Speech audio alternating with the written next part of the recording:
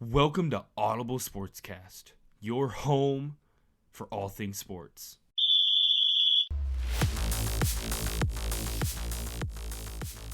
Welcome back to another episode, everybody. We have Cody and Jeff here today, and before we get into it, make sure to leave us a like and follow us on social medias that are always linked down below. So, today, we thought it'd be pretty good time now with the draft draft is done.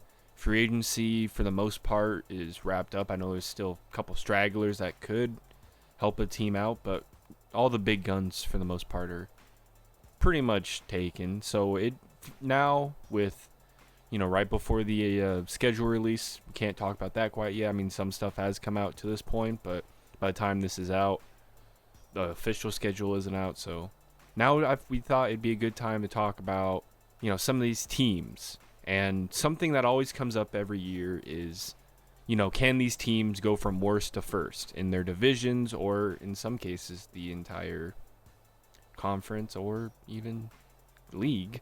And, looking at some of the stats, we get at least one a season.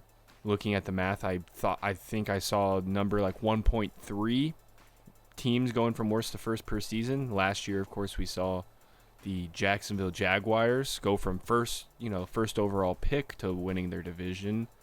A couple other teams were close in the mix. They did go from good to bad. Lions, Giants, but not necessarily worst to first that we will be kind of looking at today. But today, we going to go through all the divisions and pretty much who we think what divisions or teams we think have a good chance of going from worst to first. I mean, let's just get right into it. Let's start here in the AFC East. Maybe looking into it, probably going to be the hardest division, if not the funnest division, looking kind of outside of it. But the Jets last year were the worst team in the division at 7-10. I bring the question to you, Cody. Can the Jets go from worst to first? They could and they should on paper, but I don't know, will they? Yeah, I mean, it's definitely easier to ask that question than to actually. I think they will, because people want to talk about Aaron Rodgers' off season last year, but he's still him. Oh, yeah. It'll be all right. Yeah, I mean, and I think I say this about twice an episode now, but you even put Aaron Rodgers 3 levels down from what he is even at this point in his career, and they still at least squeak into the playoffs. So you get, an Aaron Rodgers 2 years removed from back-to-back MVPs. He didn't really have that bad a year last year. It seemed more the team surrounding him was falling than himself being bad. I mean, I'm not going to take all the blame away from Aaron Rodgers. Obviously, he had not some great games, but you put Aaron Rodgers on that team with that defense, and the defense did get better. The team overall got better, not even looking at Aaron Rodgers. If they stay healthy, which was something kind of dealt with, but the plethora of wide receivers, I know we kind of talked about, or people have talked about Elijah Moore being traded away, but you go and get Mecole Hardman, Adam Lazard, Randall Cobb, he's what, wide receiver 5 or 6? Randall Cobb's your wide receiver 5 or 6 isn't a bad thing, especially with a veteran presence like he is. Garrett Wilson, Mecole Hardman, Cody Davis, that's a pretty good group, not to mention the tight ends. They went and got some interior offensive linemen. That's a really great team, and it's going to be, I think the hard part is the Jets are also in probably the hardest division in the NFL, so it makes it harder to guarantee they'll go from worst to first. Just because, they got to deal with the Bills. The Dolphins, with a healthy Tua, were at one time the number 1 team in the NFL, and they got better this offseason too. Patriots, who knows with them, but they could be, a fringe playoff team, maybe. So it's just going to be tough. But I think if any of these teams after this offseason can go from worst to first, the Jets, on paper, at least have the best chance. Yeah, I agree. Yeah. It just so happens they're also in the toughest division. So it'd be kind of cool to see I mean, how many of these teams from that division go to the playoffs? I mean, we've yet to see it since this new playoff format, but with them adding an extra wild card team, you do have a better chance of four teams, all four teams in Division 2 make the playoffs. There was a couple years where we got close to it. Or actually, 2 years ago, I believe both the West teams had three, and almost a fourth one made it from both of them. It'll be interesting to see if, the AFC East could do that. I don't know. That's, asking a lot in an already not only loaded division, but loaded conference in the AFC. Wasn't that the case for the AFC North almost? Oh, yeah, almost. If the Browns maybe... Well, I was saying three, not all four. Oh, yeah. For the three, yeah, the Steelers, Patriots, Jets... Yeah, all three of those teams were kind of there at the last week or two to go in. But Dolphins with a third string quarterback ended up getting that last wild card spot. So, but yeah, I think the Pats are a very beatable team. They are, but I wouldn't call them a bottom half team in the league just because I think, we kind of question maybe what they did, but at the same time. They actually brought in a competent offensive play caller now. I know that was kind of a lot of the question marks on that team with, we could be potentially why we saw Mac Jones regress this last season. But, I mean, can Juju Smith be a wide receiver one for them? Ramon Stevenson, can he carry the load? It's a Patriot way to not really have a true RB1. And the defense definitely got better when you talk about their first couple picks with Keon White and Christian Gonzalez. So, that's the Patriot way. Great defense, and you just have a offense that doesn't turn the ball over. So, interesting. I think, if anyone is going to get last in the division, probably the Patriots. But Jets easily have a chance to go worst first. Just depends how the Bills will play. And the Bills, pretty good team. But moving to the AFC North, Browns were 7-10. Another, like we just talked about, the Steelers are almost the third team in that division to go to the playoffs. But the way I look at the AFC North is all three of the teams in front of the Browns got a lot better. And the Browns, they're going to have Deshaun Watson for a full season.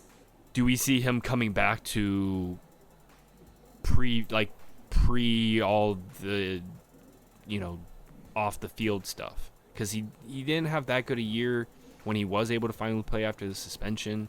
So, if he plays good, they have a chance, but I think the rest of the division is just too loaded. Even if he plays decent, if he plays really good, really, really good, the Browns are still going to be last. Yeah, but, I don't see a situation them being higher than anyone in that conference. But, last in that division... it could still be. I meant conference. Oh, you don't have any faith in the Browns. It is the Browns, so I don't blame you. But well, you do with how much better. Well, the Bengals are the Bengals. Well, no, I agree with you for them being a bottom of the division, but I wouldn't say necessarily they're a bottom of the conference team. Maybe mid conference. I guess that then puts them at the bottom, but. I don't know. They're just, they are a talented team at the right positions, but it's still the Browns. They find a way to kind of screw it up. I can't think of a worse team than the Browns, to be honest, in the AFC. I can think of three in the AFC South alone. All of them are going to be better than. It all depends on paper, they should, but. If we're talking about teams that have gotten better since last year, other than the Titans, I guess I forgot about the Titans. The Titans will probably be the worst, but yeah. It is hard because the AFC does, at least on paper at this point, the AFC does seem really stacked. And so a team like the Browns who don't have, isn't that really what we're basing it off of? It is. I agree. So it's just, there is too many good teams for the Browns, and I get it. So, but if we do see old version of Deshaun, it could be interesting. to say the least.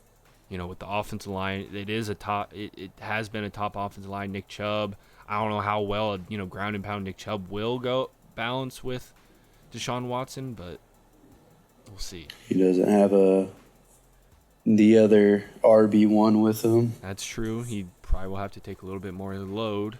They can always bring him back. He is still available, but I doubt Kareem Hunt comes back. Or, hey, bring in Zeke too. Sounds like he's going to the Bucks. Really?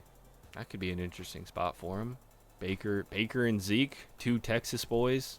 Or I guess I don't. Well, he'll be RB2, but. Oh yeah, they have Rashad White, who had a pretty great rookie year. That'd be an interesting combo, especially in that division. We'll talk about them here in a second. But speaking of Southern divisions, we kind of just talked about it with the AFC South. But AFC South, I kind of want to mix the Colts and the Texans into this for being worse because one, they tied with each other in a last second. You can say they're both the worst teams in the division.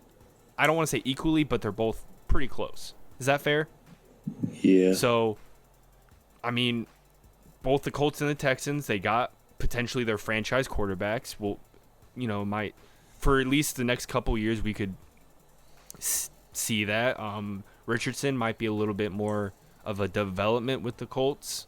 Doesn't have the experience. CJ Stroud, a lot of people potentially said the most pro-ready quarterback of all the quarterbacks in the draft last couple weeks ago.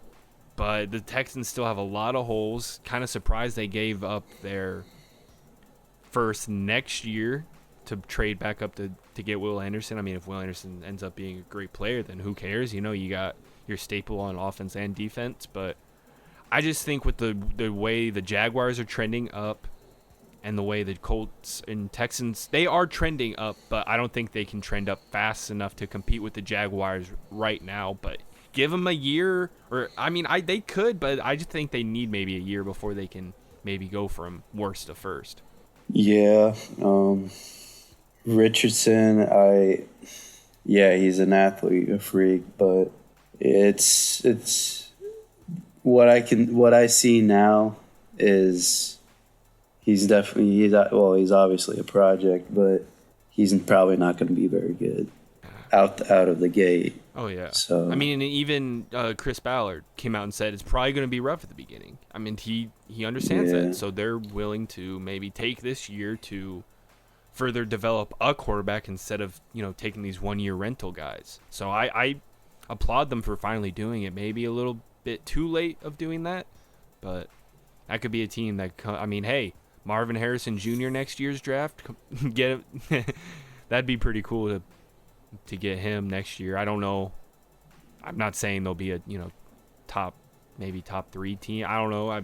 We're talking a year in advance from a draft, so who knows what could happen. But talk of the town is he could be going as early as 2. So, but it'd be cool to pair. Get Marvin Harrison Jr. back to where his father played. That'd be pretty cool. Well, that Josh Downs. True, Josh Downs. They drafted, which was actually a very insane steal. Yeah, but it's from what we've learned from a lot of these teams that go on to, play very good for a good amount of time is you can never have too many wide receivers. And if Marvin Harrison's a generational talent like they're calling him to be, and if he's there, but of course, that also depends, what else the team needs. If they do need an offensive tackle, sounds like another Notre Dame offensive lineman, surprise, surprise, could be. But, this is all a year in advance. So much can change. A year before Joe Burrow was taken first overall, no one expected him to even go in the first round. So a lot can change. Yeah. But Colts, Texans, let's maybe give them a year before we can maybe say they're worst first. But it'd be cool. It'd be cool to see, these rookies ball out and, battle the Jaguars for first in the division. But we'll see. Moving to the AFC West, Broncos, they wanted to ride, but they did not ride and went 5-12. They got better this offseason. Got potentially a lot more competent head coach to help, with potentially Russell Wilson. It doesn't feel right to say a team can go from worst to first when the Chiefs are the the crown of the division. Yeah, it's not going to happen, No. but they could definitely be better. Oh, definitely. They should be. They should be better. They should have been good last year. Like there really wasn't any holes on the dang team. They had a talented receiving core. Make excuses and say Sutton can't get open and stuff like that. But I mean, Judy's a great route runner, and can't catch. other QBs have had other quarterbacks that are way worse than Russ have had success with them, especially Sutton. Oh, yeah. I mean, it'll be interesting to see how much better they can be. They went out and, I mean, if anyone's going to talk about, who not necessarily won free agency, but who spent the most in free agency, the Broncos, I think, they easily spent the most, so we'll see if that turns into something. I don't know. I mean, the defense, I'm not going to say got worse or better. I mean, you still have a top corner in Patrick Surtain. You went out and got Zach Allen. You lost, some guys, Draymond Jones. You traded Bradley Chubb at the trade deadline. So might be some questions on the defensive side, but, you bolstered up your offensive line, and that was kind of the issue. Russell Wilson didn't have any time in the pocket. He was sacked second, or actually he was tied for first most sacked. And so hopefully, guys like Mike McGlinchey and Ben Powers can help make that offensive line better and, give Russell Wilson more time to cook. Or at least cook better than what he did last year. But moving to the NFC, we have the NFC East, one of those teams that did have 3 teams make it to the playoffs. Another very tough division. We have the Commanders, who were last in the division at 8-1. It seems kind of like the same situation as the Chiefs. Depending on how Sam Howell plays, that's a really good team overall. If you can get something out of Sam Howell, that could be a really good team. But you have the Eagles at the top of the division who, no matter, even with how much they lost, still maybe got better this offseason. I don't want to say better, but they at least didn't get worse, I would say. So it's hard for me to say that the Commanders can go from worst to first. But that could be a very fun division if Sam Howell, even if he plays at a mid-level type quarterback, I think that could be a fun Washington Commanders team with how just great of a team it is. Yeah, I think they're going to be in the same position. They're going to be last again, but they could easily compete with the Giants and the Cowboys in my mind. Yeah, I mean the Cowboys too are a team that got, I think, better this offseason. Yeah, depending on how their quarterback play is. I mean, they have a talented roster. I know their defense was not very good.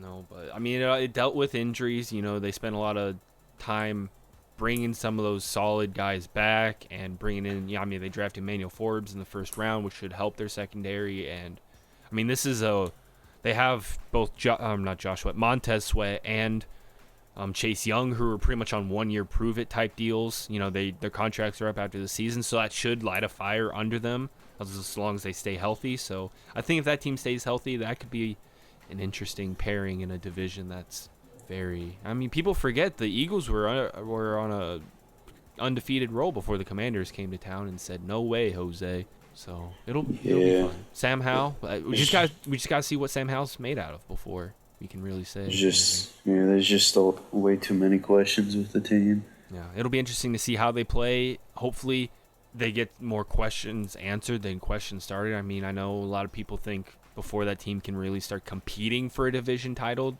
they need to get Ron Rivera out of there. So we'll see how this, the season goes with the Commanders. I mean, at least they got a new owner, or at least in the process of getting a new owner. So that's a start, at least, I guess. So I was just saying, Ron Rivera is a cancer. That's so bad to laugh at. Anyway, moving on to the NFC North, probably the division will see the most change, I would say, in compared to, or at least I would expect the most change. We have the Vikings, who are at the top at 13-4, but you can call that a lucky 13-4. And you have the Bears at 3-14. Now, I'm not going to say the Bears right now. Same with the Commanders. There's a question mark at quarterback. Justin Fields, we got to see how good of a passer he can be. Bears went out and had an amazing offseason and got a lot of pieces to help figure out if Justin Fields can be that guy. They got, they went out and got 2 new offensive linemen, a brand new wide receiver 1, and on top of that, got some players on the defense to help arguably the worst defense in the NFL. That kind of was the reason the Bears lost a couple games last year. I mean, Fields kind of helped them stay in a lot of games, but I think we need another year to see the Bears. And plus, I feel like the Lions just got so much better this offseason. A lot of people are kind of underselling their draft, but I think, they got so much better. And I think it's kind of their division to lose right now.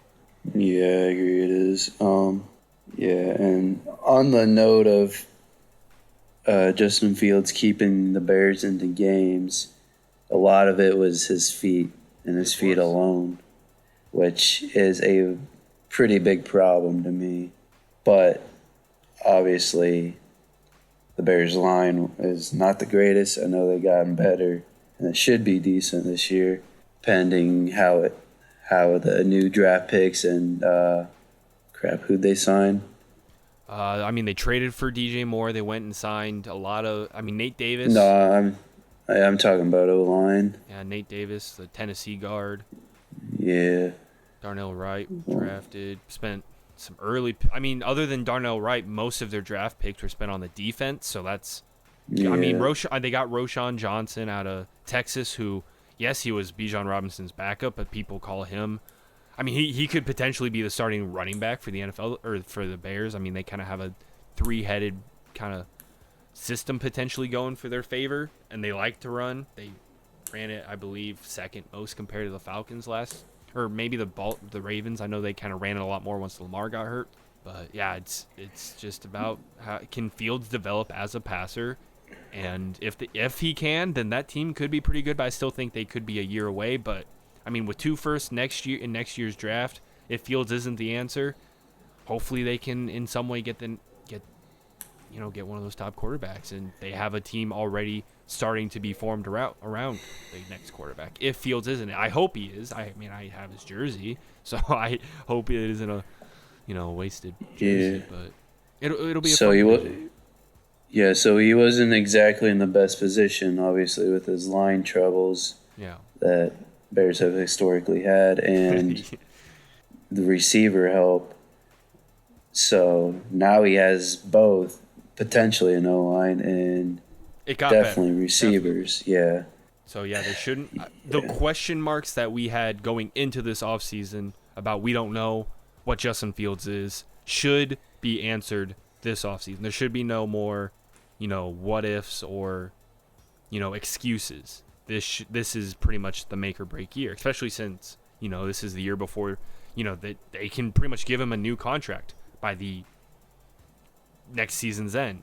He still has a year left and then potentially a 5th year option, but that's when, if you're a good quarterback, that's when you start getting kind of those talks. So we'll see. Yes.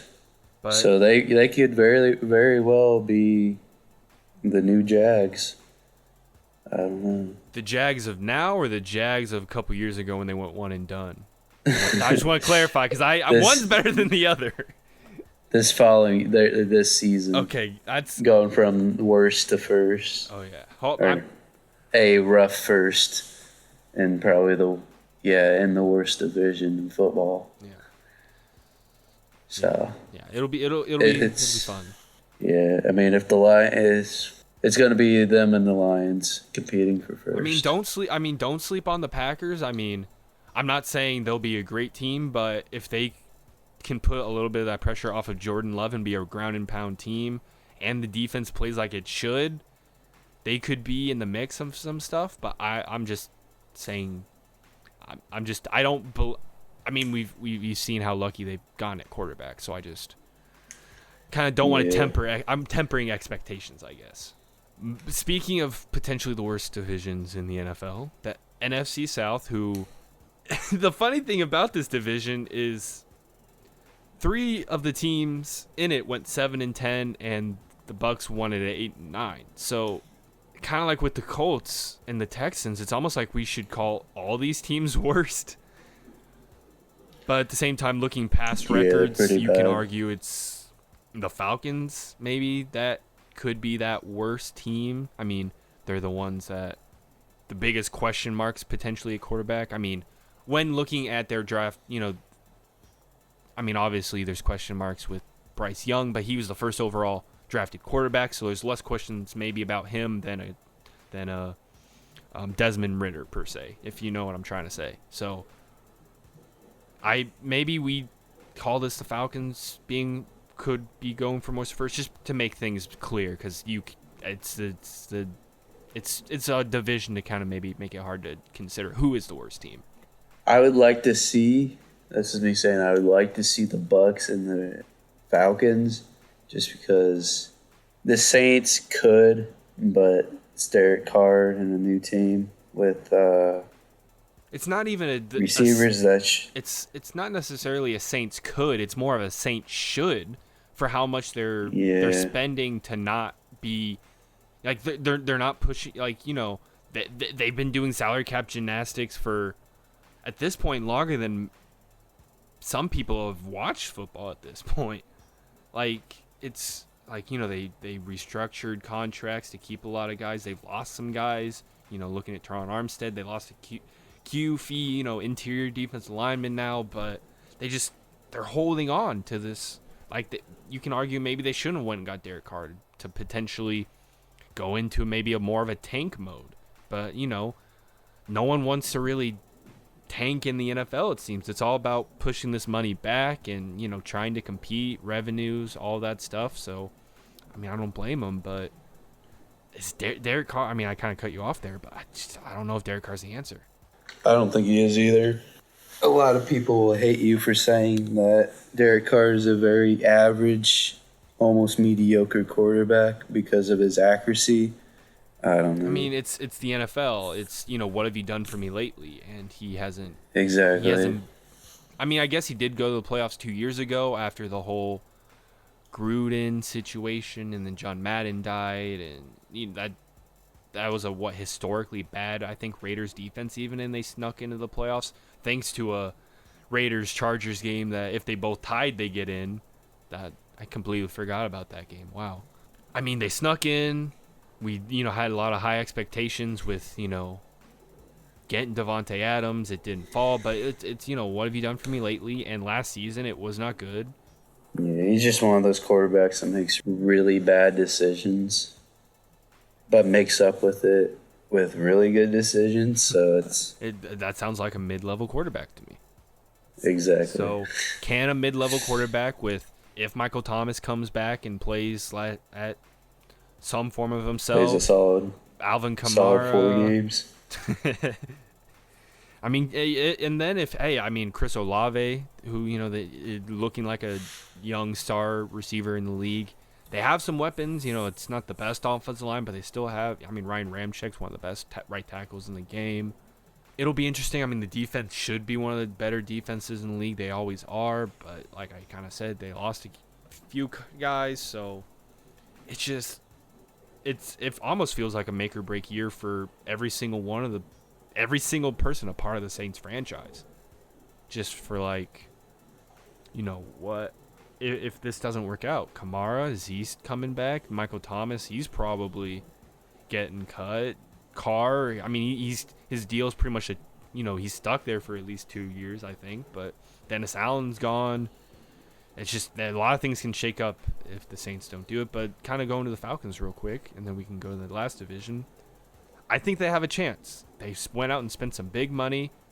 It looks like they're going to be relying a lot on the run, but they still have Kyle Pitts and Drake London, who could be great passing options, and the defense got a lot better. I think they could potentially win this division. Yeah, that's where I was kind of going. I would like to see them because they did address some of their needs, and they're one of those prove-it teams. They got Ridder. Don't really know how good he is. Oh, yeah. That's the question mark about the team. And then you got Baker on the Bucs trying to do something with that team. So, and they still have Mike Evans and Godwin. Hopefully Godwin's healthy. When you call a division wide open, it doesn't get much more wide open than the NFC South. Yeah. Any for the I mean, this isn't betting advice, and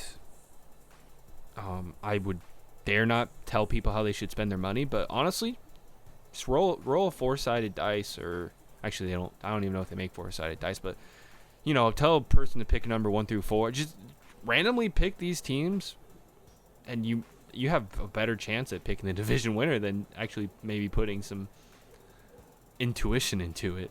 But hey, that's just me. I mean, yeah, and then Carolina, we didn't really talk about them, No, but they're gonna start off bad anyways because Andy's starting. yeah, and whenever we get to see what Bryce Young is, it'll be cool. I mean, that team, there's questions about the team, but the defense should be good. If Adam Thielen can be a leader for that offense, that could be something. But it's a wide open division. Any 4 of those teams have a chance. It's crazy. But it all comes down to all 4 of those quarterbacks. Who is going to be the one that shines brightest? And it'll be interesting. Will it be the one paid the most in Derek Carr, or it will be the one that we've completely gone away from in Baker Mayfield? Who knows? But moving on to the final division to talk about here, the NFC West. Cardinals, of course, went 4-13. Rams also 5-12. Bad division. I'll kind of lump them together. Kind of like the same with some of these divisions. I think, especially when you look at the way Arizona is with Kyler Murray missing amount of games this season, I can't see them getting past, taking away from the 49ers or even the Seahawks. I think right now if I were to pick someone to win that division, it'd be the Seahawks. But I don't think the Rams or Cardinals could do it. There's too many holes. I think the Rams could play very competitive this season if they stay healthy, but it's just they kind of are going into rebuild mode, and they still have some of their, Aaron Donald, Matt Stafford, Cooper Kupp, and Sean McVay calling the plays. They could be competitive. I can't see one of those 2 teams taking down the 49ers or Seahawks. Yeah. I mean, the Seahawks were good last year, and they only got better. Oh, some people yes. Some people lowball them on their draft, but they had a good draft. Yeah, arguably maybe even the best. It helps when you have 2 first-round picks and a guy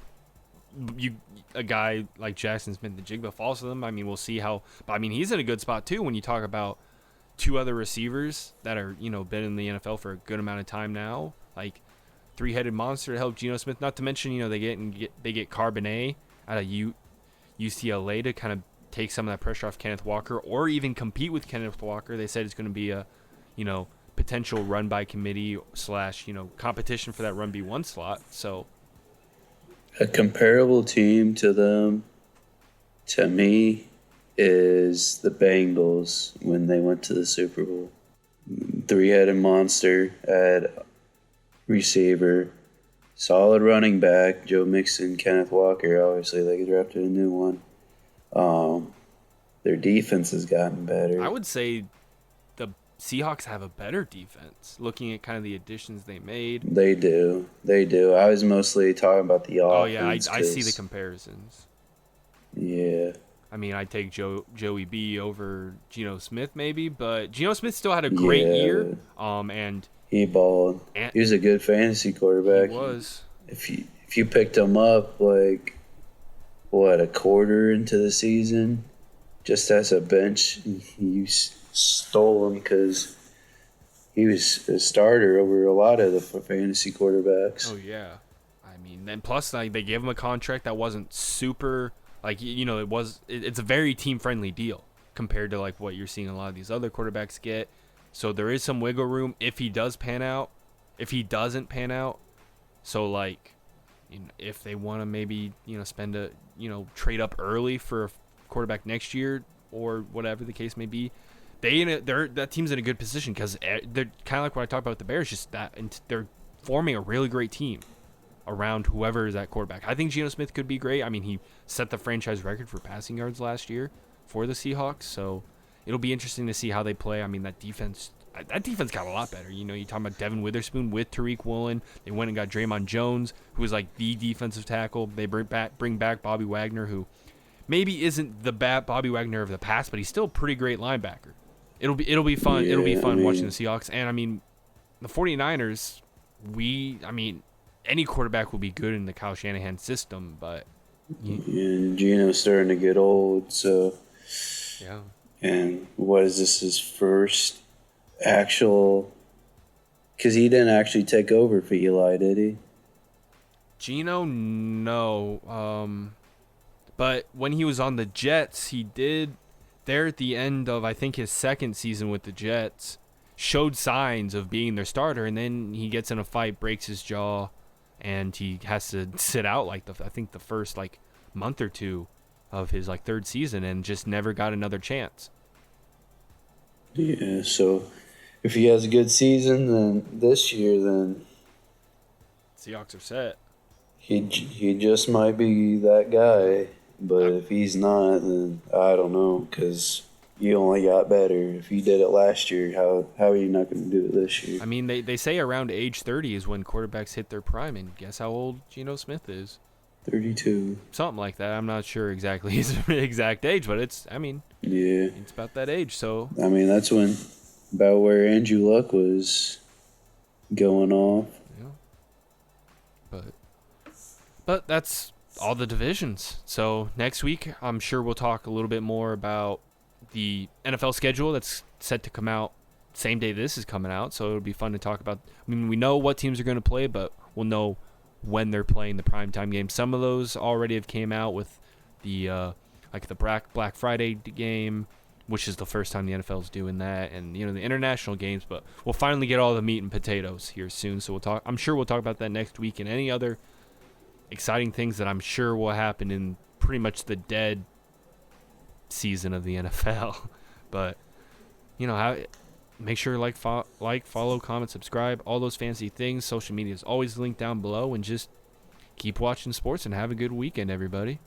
Thanks for listening to Audible Sportscast, your home for all things sports.